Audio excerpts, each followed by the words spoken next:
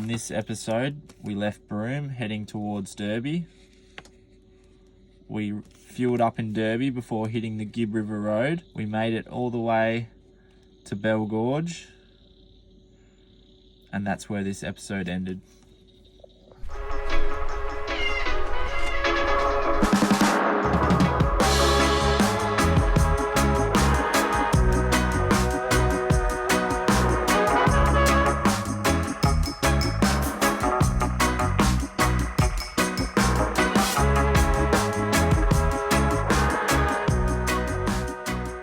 Hey guys, welcome back to another episode. We've just started the Gibb River Road.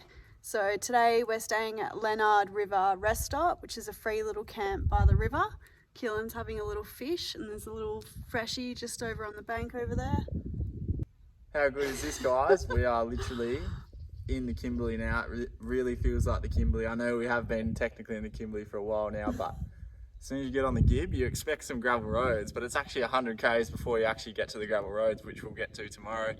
Plan is just to leave the van here and then day trip into, what's the gorge called? Windjammer Gorge Tunnel and Creek. Tunnel Creek. And hopefully swim with a couple of these little freshies through the tunnel there. It should be pretty special. So that's tomorrow's mission. Don't know much about the Gibb, and like usual, we haven't done much research, so you guys will be learning as we learn as well.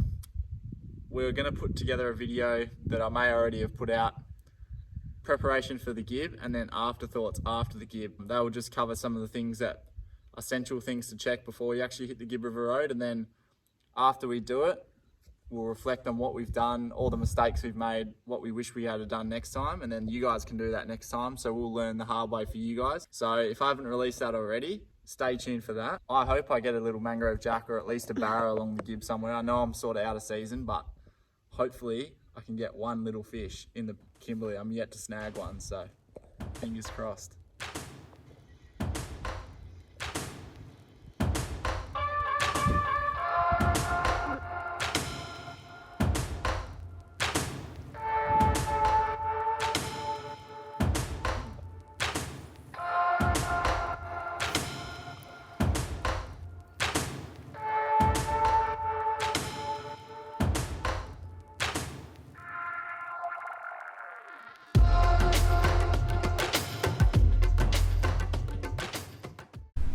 I'm struggling. Day one on the Gibb. I can't hack the heat. It's so bad. I just want to go for a swim, but we don't know about the crocodiles and stuff. I'm dying. It's going to be a long 2 weeks. Poor Keelan.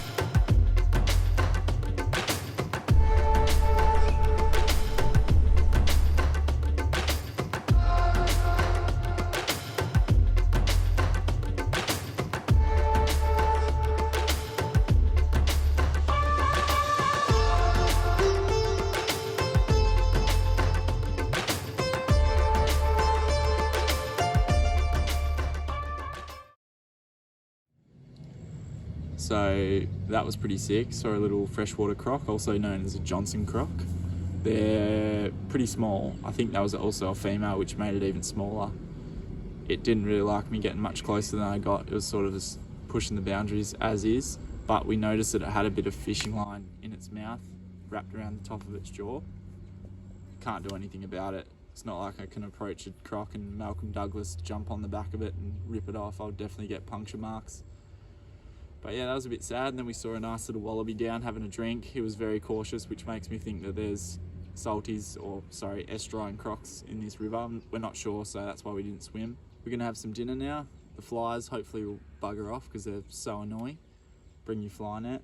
But I think tonight for dinner we're gonna eat spaghetti bog, but it's gonna be my famous Mexican spaghetti bog, which has got a few twists in it that we may or may not film. So that is my very famous spaghetti bog, but with a Mexican twist. I call it Mexicana Sabaganadala. Mexicana Sabaganadala. And he's bloody put the zucchini in and the mince isn't even brown. Pretty much this is my only meal that I cook at home when I was living at home with mum and dad. And when I first met Sarah, this is actually the first meal that I cooked there properly, and she ate it. No, you made me kangaroo. I made her kangaroo patties, and it turned out she didn't eat kangaroo patties, so I ended up eating twice as much kangaroo patties. This was the first meal she actually ate that I made for her. So it's quite a special meal, and pretty much what it is, let me just name, just off the top of my head, you go the onions and then you brown them up, you throw your meat in, bit of zucchini, I normally throw in a huge zucchini, then you throw in some of these, which is just a 4-bean mix. It's got some butter beans and some other beans in it, throw them in, a bit of garlic, and then I also go chili powder, garlic, I already said garlic, curry powder, and then a few other secret spices that I won't name right now. And you put garlic in there? And garlic and chili powder, and then I normally mash up some potatoes, but tonight we're going to be eating dead, baby. Yep, I'm a cheater and I'm proud of it. This stuff is so good. Anyway, that's pretty much a meal in a nutshell. Oh yeah, and spaghetti sauce. I use normally the spicy peppers by Domino's. Anyway, that's it, guys. Hopefully you're impressed by my cooking skills, but if you're not, then I'm not surprised. So anyway, so this is what it looks like, the finished product. I can assure you that tastes good.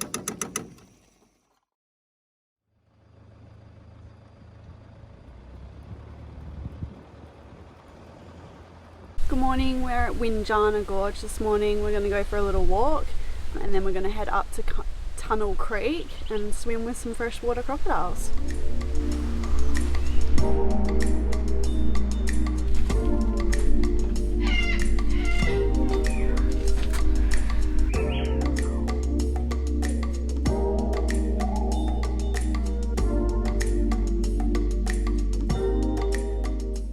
When we first got here, we were walking in, we were like, oh, it's like we're back in Caravan, but now that we've walked down into the gorge, this place is so different. It's amazing. It's like nothing we've seen before.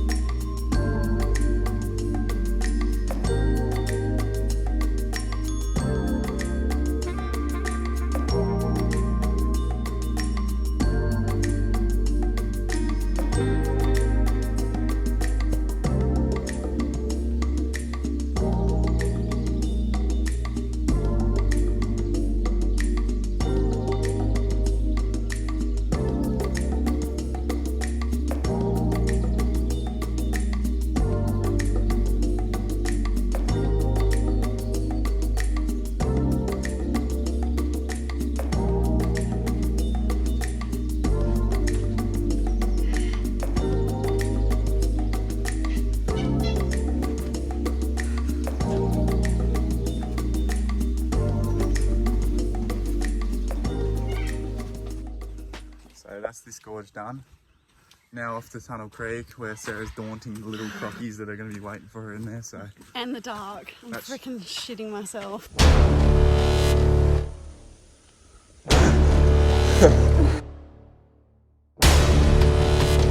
See you later. Nah.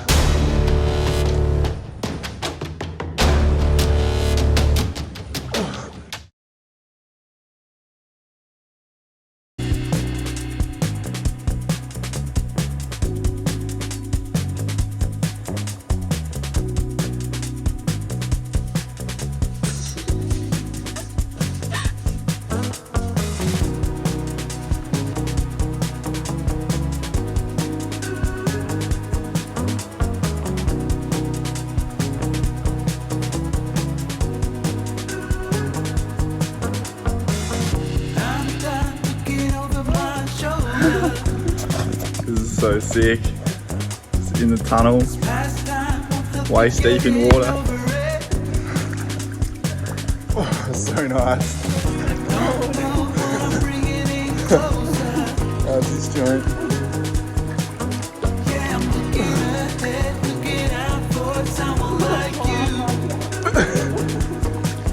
It's taking my time so I can go in.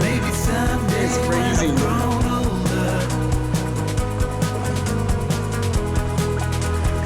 See you later. Looking back on it all, maybe I can see what was broken. Ooh.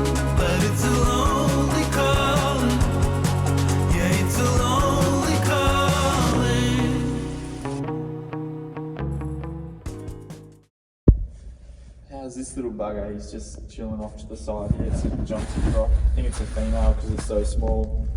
But if you start looking around all these little side holes, you can see a lot of these buggers, eh? There's so many of them. It's amazing. So cool. Crocs inside a cave. How is this joint? Swimming through a cave to start with, and then you start throwing freshwater crocodiles in the mix. Next thing you know, you got a full-on bloody OH&S issue, but no one seems to care. It's awesome. We're just having a look for the Aboriginal art, and we found this one. And this one here. So cool. I've been hanging out to see this. Here as well.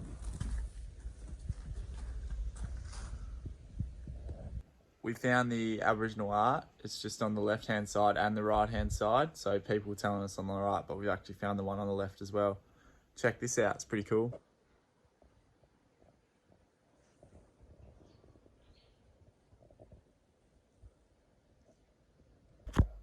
So that was pretty cool, swimming through a cave that's way past head deep. It's way deep. I wasn't brave enough to go down and touch the bottom because there is a lot of freshies in there. People saying they saw one. I saw about 6.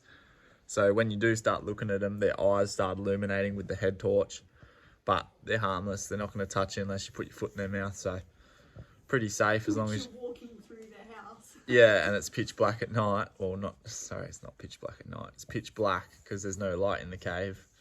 So yeah, it's pretty gnarly. It's definitely not for the faint-hearted. And if you've got claustrophobia, definitely don't come in here because it's not super tight, but the roof is quite low at some points. And yeah, it's good fun though. We're so glad we came and did this. It's been amazing, and it's so refreshing too. The water's actually freezing, so it's about 35 ambient air temp, and in here it's about 20, I reckon, and the water is freezing, so you just feel so good. It's like Carragini all over again. So we're gonna go trek through what we just came through, hopefully see a few more freshies on the way back, and then head back to the caravan, which we've left out on the Gibb River Road. Well, Tunnel Creek and Windjammer Gorge are done. Tunnel Creek was absolutely amazing. It was so cool. We saw like 5 crocs, like Keelan said. The Aboriginal rock art was insane. Like, it's just so cool. Like, I love it. The road getting out here is pretty rough, so don't tow your caravan, just leave it out on the road and a bit of crown land out there before the national park. The free camp that we're staying at is literally like a few hundred metres past the turn off for Windjammer Gorge, so you could literally just go there, park it on the river, and then come in and do this. Unless you camp in here, which you can do at Windjammer Gorge, but yeah, I wouldn't recommend it. It's pretty bloody $17 a night per person to stay there, when you can stay out on the Gibb River Road on the river for free. So yeah, I don't know why you'd pay to go in there with everyone else. That's right. Anyway, we're about to hit the corrugations if you couldn't tell, so we'll see you back at camp.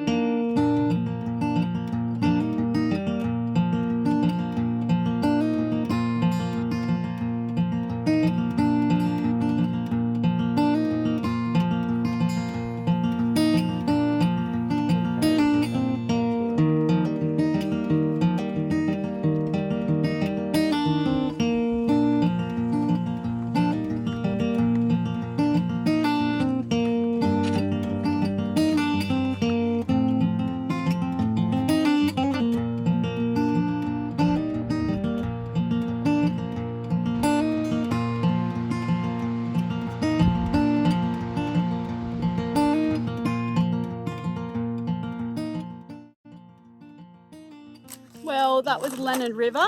Would we recommend it? If you've just been to Carragini, probably not. Yeah. And if you're trying to save time on the Gibb, probably not. But if you are driving through, you've got time. It is pretty. You can't swim, so it's sort of just a lookout. Yeah, it's like 3Ks of pretty rough walking. We just wore the pluggers, so make sure you put shoes on.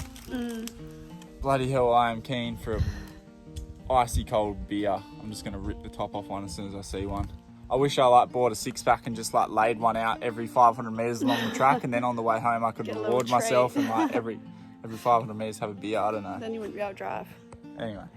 So we're just going to go to Dog Creek Camp now. It's a little free one. We'll see if there's any spots not left. If not, we'll just head up to the next one. Yeah. Where did this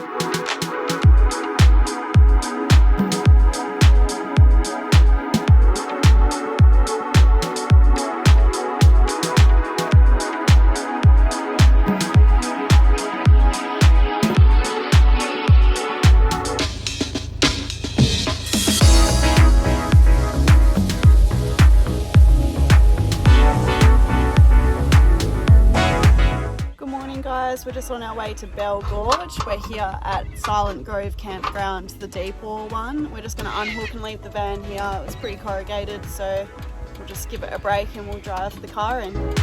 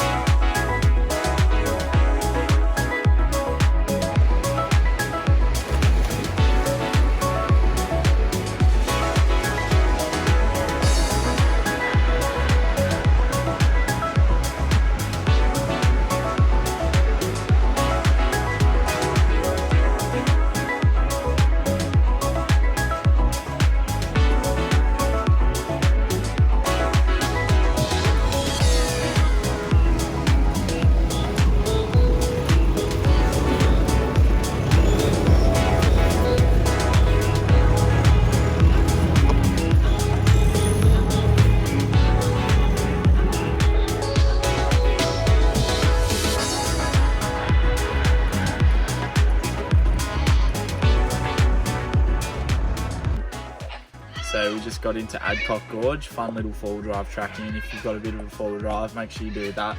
It's really fun. Heaps of people parking the car park before, but it's definitely worth driving all the way in. So we're just about to check it out. Hopefully it's just as good as Bell's Gorge today, but you know, that's a high expectation to meet, so let's go check it out.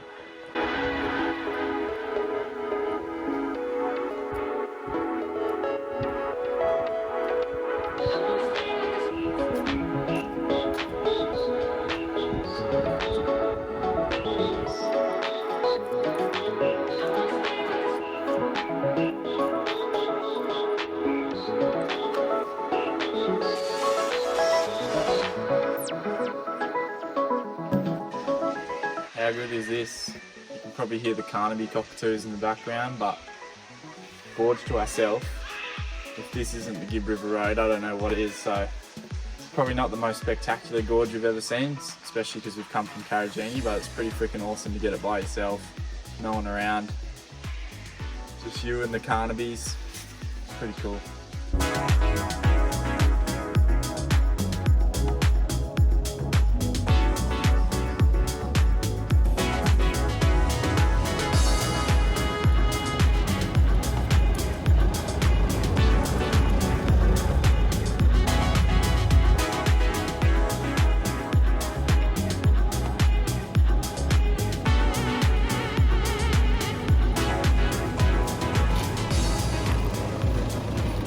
So we've just pulled into our second night camp. We're at Frog Campground, we think. I'm not really sure, but it's a beautiful little camp here. It's called Froggies.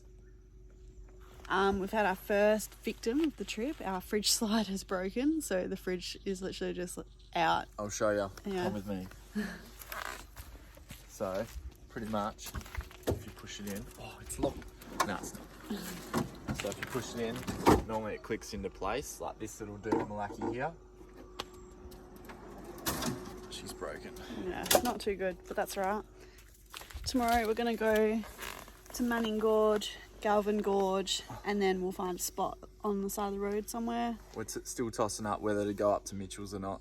Just heard that it's not flowing, so if it's not flowing, there's no point going to. Not a chance, but I feel like it's flowing. Yeah, anyway, we'll sort it out. We'll speak to the people at Drysdale.